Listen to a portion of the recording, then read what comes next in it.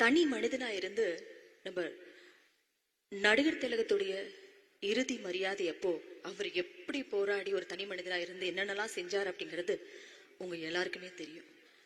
அதே மாதிரி 1999 ஆண்டு அப்போ நடிகர் சங்கத்துடைய தலைவரா அவர் பொறுப்பேற்ற அந்த வருடம் நடிகர் சங்கம் மாபெரும் கடன்ல இருந்துச்சு.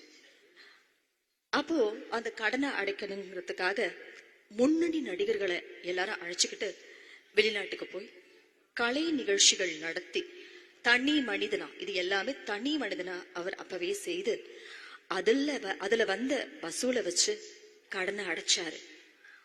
அந்த வசூல்ல கொஞ்சம் மீதம் பிடிச்சு நலிந்த கலைஞர்களுக்கு ஓய்வூதியம் வழங்குவது அப்படிங்கிற ஒரு திட்டத்தை ஆரம்பித்து வைத்தவரும் நமது கேப்டன் அவர்கள்.